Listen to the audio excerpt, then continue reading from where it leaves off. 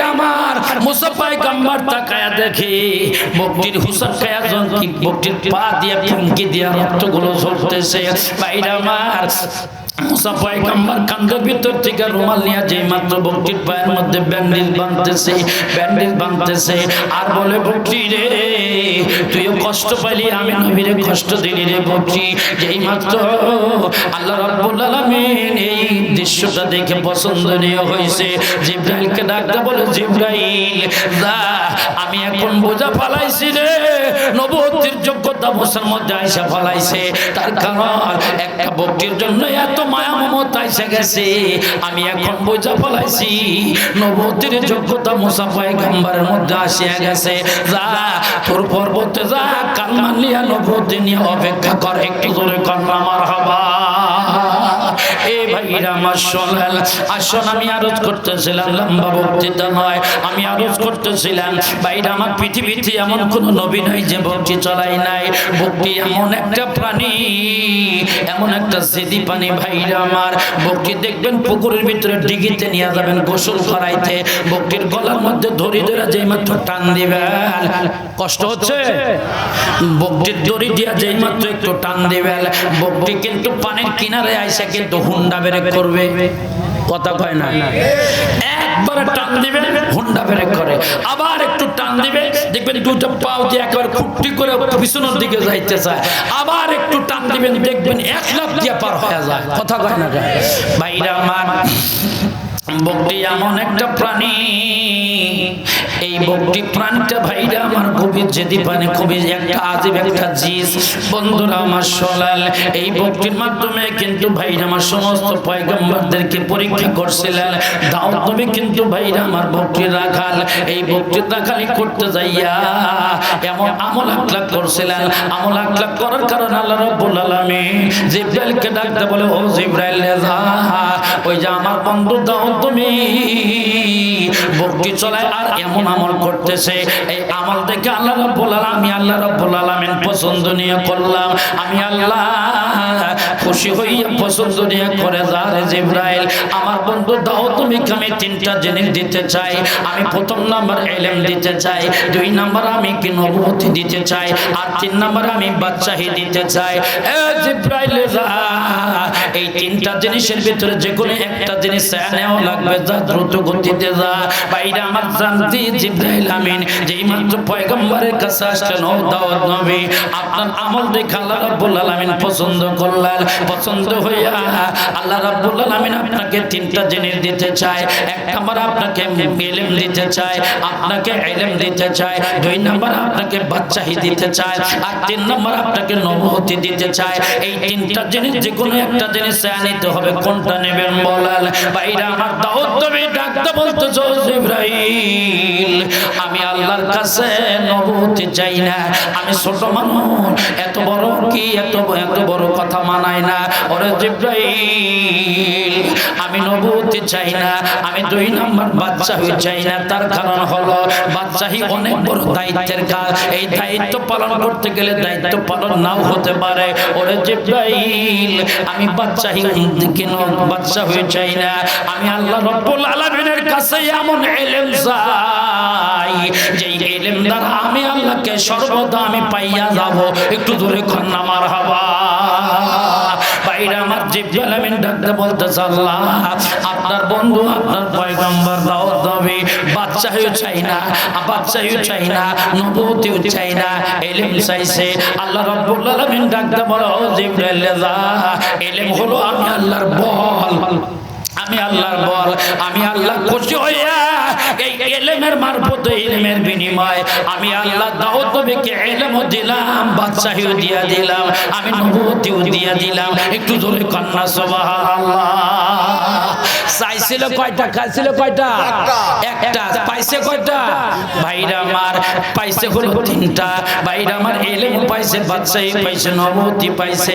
ভাইরা আমার চাওয়ার মতো চাইছে আল্লাহ রাব্বুল আলামিন ঢেলে দিয়েছে দেওয়ার মালিকটাকে। এ ভাইরা আমার আমি আপনার আল্লাহর কাছে চাওয়ার মতো চাই না। এই জন্য আল্লাহ রাব্বুল আলামিন আমরা আমাদের আশা পূরণ করে না। তাহাজ্জুদের মুসল্লায় দাঁড়ায় যদি চাওয়ার মতো চাইতে দেরি হবে, আমার আল্লাহ আমার আপনার জন্য দিতে দেরি হবে না। কথা কয় না ঠিক না ভাই? ঠিক। আসুন আমি আপনাদের সামনে যে কথাটা আরজ করতেছিলাম, আসুন আল্লাহ রাব্বুল আলামিন দাউদ নবীকে ইলম দিলেন। ইলম সম্পর্কে একটু মুযাকারা করতে চাই। বন্ধুরা আমার কি ইলম দান করলেন? বন্ধুরা আমার শোনেন, এই দাউদ নবীকে কি ইলম দান করছেন, ইলমটা বলে আমি বিদায় নেব ইনশাআল্লাহ। এ মুসলমান আসুন একটু সামনের দিকে চলি। বন্ধুরা আমার ইলম দান করছিলেন দাউদ নবীকে যাইতেছে বয়সের ভারে কি ইলম দেওয়া হয়েছিল। বয়সের যে সময় বয়স হয়ে গেছে, এই 19 জন বেটাকে ভাইরা আমার একত্রিত করে ডাকতে বলতেছে, ও বেটারা শোনে না, অংশীদার হিসাবে আমার যত রাজত্ব আছে আল্লাহ রাব্বুল আলামিন আপনি আমাকে বাদশাহী দান করছে, নবুয়তি দান করছে, অঢল সম্পদের মালিক আমি। আল্লাহ রাব্বুল আলামিন দান করছে মিরাস হিসাবে তোমরা সবাই তো অংশীদার, সবাই ভাগ পাও। ও বেটারা শুনে নাও, তবে আমি তোমাদেরকে একটু জাস্টিফাই করে যাই, আমি তোমাদেরকে একটু পরীক্ষা করব। 19 জন ব্যক্তিকে পরীক্ষা করব। আমি 3টা প্রশ্ন করব। এই 3টা প্রশ্নের জবাব যদি তোমরা দিতে পারো, আমার রাজ্যের রাজা দিয়ে যতগুলো ধন সম্পদ আছে, এমনকি 40 মণ স্বর্ণের যে সিংহাসন আছে, এই সিংহাসন পর্যন্ত আমি সব কিছু তার নামে লিখে দিয়ে যাব। একটু জোরে কন্যা সুবহানাল্লাহ। দাউদ নবী থাকতে বলতেছে, বেটারা শোনো, আমি তোমাদেরকে আগামী কালকে 3টা প্রশ্ন করব, তোমরা জবাব দেওয়ার জন্য রেডি থাকো। ভাইরা আমার সমস্ত বেটারা মাত্র একজন ব্যতীত, সুলাইমান পয়গম্বর ব্যতীত, ভাইরা আমার 18টা বেটা, ভাইরা আমার সন্ধ্যা থেকে নিয়ে ফজর পর্যন্ত, সকাল পর্যন্ত ভাইরা আমার লেখাপড়া করছে। ভূগোল, আর্টস, সায়েন্স, কমার্স, দার্শনিক, ভাইরা আমার ফিজিক্স, কেমিস্ট্রি, ভাইরা আমার বায়োলজি, এমন কোন করা নাই যে লেখাপড়া করে শেষ করে নাই। ভাইরা আমার 18টা বেটা খালি মুসের মধ্যে সকালবেলা তেল দিচ্ছে, খালি বলতেছে আব্বা আমি সব কিছু লেখাপড়া করে শেষ করছি। আপনি প্রশ্ন করতে দেরি হবে, আমরা ওই সিংহাসনের মালিক হতে দেরি হব না। একটু জোরে কন্যা নাউজুবিল্লাহ।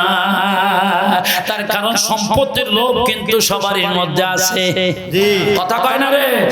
সম্পত্তির লোভ কিন্তু সবার মধ্যে আছে। আসলে একটু সামনের দিকে চলি। বাইরে আমার যেই মাত্র সকালবেলা হয়ে গেছে, এবার যেই মাত্র দাওয়াত নবী ভাইরা আমার 19 জন বেটাকে পরীক্ষা করার জন্য পরীক্ষাগারে নিয়ে গেলেন। এবার ডাক্তার বলতেছে, অ্যাটেনশন প্লিজ, বেটারা শোনে নাও, আমি তোমাদেরকে পরীক্ষা করব, আমি তোমাদেরকে পরীক্ষা করব। বলে কি পরীক্ষা বলো? ও বাবা কি পরীক্ষা করবে? বলে 3টা প্রশ্ন করব। গতকালকে বলছিলাম মনে আছে, তোমরা কি রেডি আছো? বলে হ্যাঁ আমরা রেডি আছি, আপনি পরীক্ষা করে দেখাল। ডাক্তার বলতে বাবা ও সন্তানাদিরা, আমার 1 নাম্বার প্রশ্ন বলো তো, সবচাইতে দূরের রাস্তাটা কি? সবচাইতে দূরের রাস্তাটা কি? বাইরে আমার সকাল 18টা বেটার মধ্যে 19 জন বেটার ভেতর থেকে একজন এক একটা ভাইরা আমার বক্তব্য পেশ করতেছে। এক বেটা বলতেছে আব্বা আমাদের এখান থেকে আমেরিকার হোয়াইট হাউস সবচাইতে দূরের রাস্তা। আরেকজন বলতেছে ফিলিস্তিন, আরেকজন বলতেছে যুক্তরাজ্য, আরেকজন বলতেছে যুক্তরাষ্ট্র, ভাইরা আমার আরেকজন বলতেছে নেপাল, আরেকজন বলতেছে কাতার, আরেকজন বলতেছে কুয়েত, আরেকজন বলতেছে ইরান। ভাইরা আমার একজন এক এক রকমের বক্তৃতা পেশ করা হলো। খবর সাথে সাথে ভাইরা আমার সোলাল যেই মাত্র সুলাইমান পয়গম্বর ডাকতে বলতেছে আব্বা আপনার 1ম নাম্বার প্রশ্নের জবাবটা যদি আমি দেই কেমন হয় যায়? বলতেছে ঠিক আছে 1ম নাম্বার জবাবটা তুমি দাও। আমার 18টা বেটা দিতে পারে না, ঠিক আছে তুমি দেখি দিতে পারো কিনা। ডাক্তার বলতেছে বলতেছে আব্বা আপনার প্রথম নাম্বার প্রশ্ন ছিল সবচেয়ে দূরের রাস্তাটা কোনটা? আব্বা গো আমার 18টা ভাই সারা রাত লেখাপড়া করেছে, বালিশের মাঝে মাথাটা লাগায় নাই, আর আমি সুলাইমান বালিশের সাথে মাথাটা লাগাইয়া সারা রাত ভেবেছি সবচাইতে দূরের রাস্তা, সবচাইতে দূরের রাস্তাটা হলো আমার আপনার কবর। একটু জোরে কথা কর না, ঠিক না ভাই? ঠিক। এই ভাইরা আমার সোলাল 3.5 ফিট মাটির নিচে আমার আপনাকে খাটের নিচে যদি আমাকে আপনাকে গর্ত করে রাখা হয়, এই গর্তের ভিতর থেকে কোনো খবর আসেও না, কোনো খবর যায় না। তার চাইতে আমেরিকান হোয়াইট হাউস থেকে মুহূর্তের মধ্যে টেলিফোনের মাধ্যমে খবর বার্তা লওয়া যায়, কিন্তু এই ঘরের মধ্যে খবর, এই খবর থেকে এমন একটা খবর আসেও না, খবর যায় না। আব্বা আমি হিসাব কিতাব করে দেখছি সবচাইতে দূরের রাস্তাটা হলো কবর। একটু জোরে কথা কর না, ঠিক না ভাই? এই ভাইরা আমার শোনেন, যেই মাত্র ডাকতে বলতে যে ঠিক আছে বাবা তোমার পুত্র জবাবটা আমি পাইছি, হ্যাঁ এটাই হবে সবচেয়ে দূরের রাস্তাটা হলো কবর। ভাইরা আমার এবার দ্বিতীয় নাম্বার প্রশ্ন করছে বাবারা, বলো তো আমার 2 নাম্বার প্রশ্ন, আমার 2 নাম্বার প্রশ্ন, 2 নাম্বার প্রশ্নের জবাব দেওয়ার জন্য তোমরা কি রেডি আছো? বলে হ্যাঁ রেডি আছি। আপনি 2 নাম্বার প্রশ্ন করে কোন ডাকতে বলতে আব্বা আমার মা ও সন্তানাদিরা, আমার 2 নাম্বার প্রশ্ন হলো বলো তো সবচাইতে নিকটের জিনিসটা কি? একটু জোরে কন্যা মারহাবা। বাইরে আমার এক একজন সন্তানরা এক এক রকমের বক্তৃতা পেশ করছে। কেউ বলতেছে আব্বা আমাদের সবচেয়ে নিকটে আমার এখান থেকে সবচেয়ে নিকটে হলো আমাদের চোখের ভুরু, আর একজন বলতেছে এখান থেকে আমার হাত হলো সবচেয়ে নিকটে, আর একজন বলতেছে আমাদের এই গাছটা হলো সবচেয়ে নিকটে, আর একজন বলতেছে এখান থেকে সবচেয়ে ইলেকট্রিসিটি অর্থাৎ মাউথপিসটা আমার থেকে সবচেয়ে নিকটে। বন্ধুরা আমার এবার সুলাইমান পয়গম্বর ডাকতে বলতেছে আব্বা এই 2 নাম্বার প্রশ্নের জবাব যদি আমি দিই তাহলে কেমন হয়ে যায়? ডাকতে বলতেছে সন্তান ঠিক আছে তুমি দিতে পারো। আব্বাকে ডাকতে বলতেছে আব্বা সবচাইতে নিকটের জিনিসটা হলো আমার আপনার মৃত্যু, আমার আপনার আজরাইল। একটু জোরে কথা কর না, ঠিক না ভাই? ঠিক। আজরাইল বরবানে সরা, আজরাইল বরবানে সরা, তবু তো মনের চেতনা সত্য বলতে তিক্ত লাগে, মিথ্যাতে যে মিষ্ট পায়। আব্বা আমি হিসাব করে দেখছি সবচাইতে নিকটের জিনিসটা হলো আমার আপনার আজরাইল। আজরাইল যখন কখন কার দেহের মধ্যে থাবা মারবে সে কিন্তু দুনিয়ায় থাকতে পারবে না। আব্বা কোন সময় না জানি আজরাইল আমার আপনার কি কান্দের মধ্যে এসে বসে থাকে, কোন সময় যেন রূহটা কবজ করে নিয়ে যায় কেউ গ্যারান্টি দিতে পারে না। আমি নিয়ত করেছি, আমি দেখেছি সবচাইতে নিকটে হলো আমার আপনার আজরাইল। একটু জোরে কথা কর না, ঠিক না ভাই? ঠিক আছে বাবা তোমার 2 নাম্বার প্রশ্নের জবাবটা আমি ঠিক মতো পাইলাম। এ বাবা আমার 3 নাম্বার প্রশ্নের জবাবটা যে দিতে পারবে এই খালেস নিয়তে মিরাস হিসাবে নয়, আমি পরীক্ষা হিসাবে আমি তাকে আমি এই রাজ্য রাজা দিয়ে আমি লিখে দিয়ে যাব। ঠিক আছে আপনি 3 নাম্বার প্রশ্ন করেন। ভাইরা আমার যেই মাত্র 3 নাম্বার প্রশ্ন করার জন্য যেই মাত্র দাওয়াত নবী বলতেছে বাবারা আমার 3 নাম্বার প্রশ্ন বলো তো সবচাইতে কম দামি জিনিসটা কি? একটু জোরে কন্যা মারহাবা। ভাইরা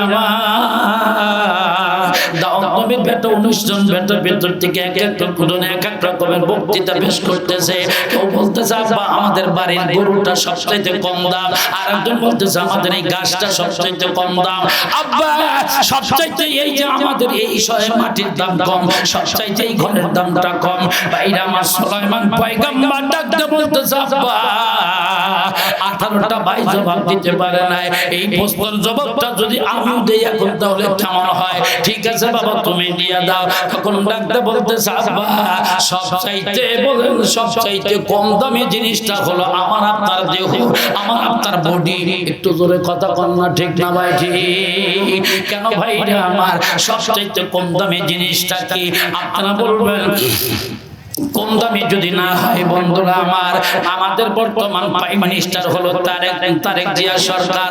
বন্ধুরা আমার শোনাল, এই তারেক জিয়া যদি রাতের মধ্যে আল্লাহ না করো, রাতের মধ্যে যদি পান পাখিটা উড়ে যায়, কিংবা ভাইরা আমার প্রধানমন্ত্রী পান পাখিটা উড়ে যায়, ভাইরা আমার বিকাল বেলা ছিল প্রধানমন্ত্রী রাতের বেলা যদি মারা যায়, বলেন তো রাতের বেলায় কিন্তু তাকে ভাইরা আমার ঘরের মধ্যে জায়গা দেবে না, খালি বলবে জিয়া সরকার সরকার প্রধানমন্ত্রী ছিল তাই কি হয়েছে, মারা গেছে দুর্গন্ধ বের হয়েছে, তাড়াতাড়ি ঘর থেকে বের কর। কথা কয় না ঠিক না ভাই? ঠিক।